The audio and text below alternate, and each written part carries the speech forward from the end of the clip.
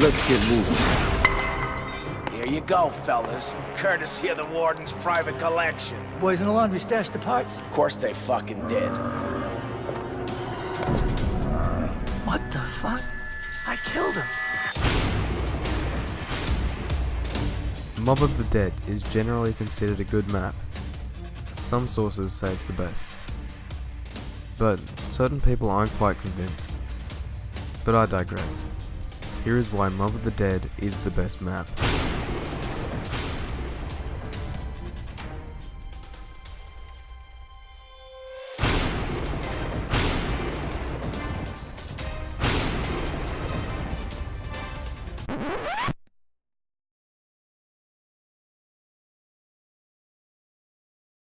Okay, I don't understand how anyone could dislike this map.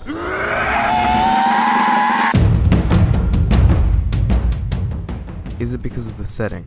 Is it because 1933 Alcatraz prison is too incomprehensibly badass to even imagine?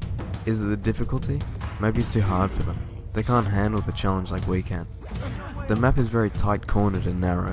Every wall you pass you can be sure there will be a zombie on the other side of it. Is it the characters? Is it because 1 out of the 4 appears to be annoying, but in reality?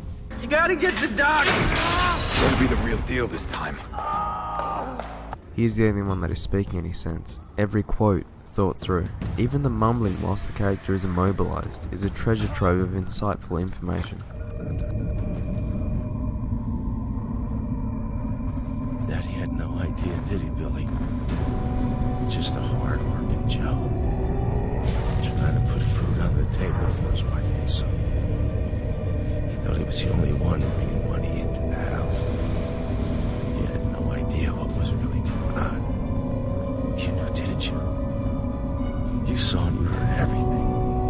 Even as a lost little boy, you knew what the truth would do if it ever came out. It had to end sometime, Billy. He just happened to be the one who ended it.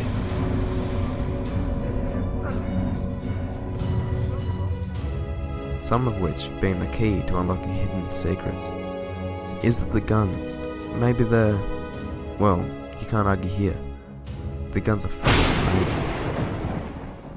The M1927, Uzi, AK-47, Death Machine, and of course, what do you get when you cross the blunderbuss and the Gatling gun?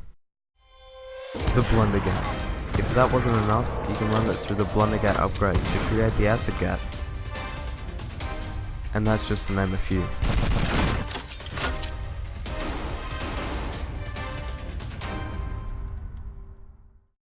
Is it because when it gets boring, there is always an objective that they can occupy themselves with? They can take a swig of the electric cherry and admire its electrifying effects. They could feed the hellhounds, get the Hell's Retriever,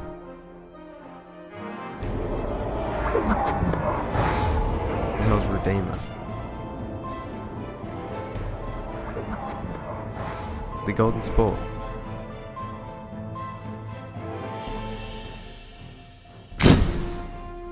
build the shield, the Blundergat upgrade. We'll get the 1, 2, 3, 4, 5 parts, and build the plane. Start it up! Start it up! Is it the traps that can be activated, such as the fan trap, the tower trap, which can even be upgraded to give it the ability to use rocket launchers rather than the standard snipers? Or my personal favourite, the acid trap, being able to watch the zombies melt as they try and crawl through the shower of acid raining from above. Is it the warden? Is it because there are many wardens on the Golden Gate Bridge? And there are still plenty more things to do. In a tight situation, simply tired of running the whole expansive map, try the gondola to get you from a set A to B ASAP.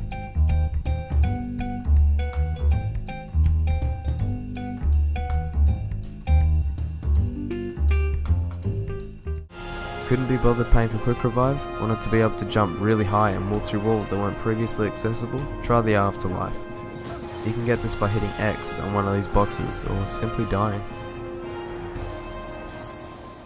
The Easter egg. It doesn't get much more fun than this. It's so simple yet so detailed that I don't think I can possibly explain it in a video such as this. But definitely give it a shot. You won't regret it. How we doing tonight, Ferguson? Fairly good. Doing great, Mr. DeLuca. Why do I love Mob of the Dead? I'm sure you've worked it out by now. Ain't that swell?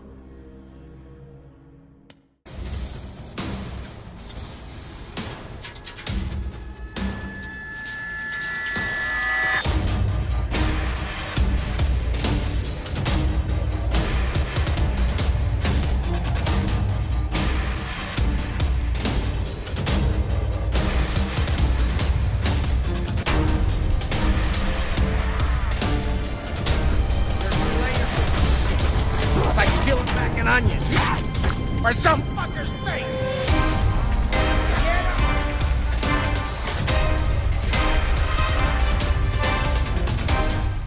Oh, and if you ever find that you picked up a sniper rifle from the badass mystery box, you should wander up to the roof and have a look at those beautiful fireworks.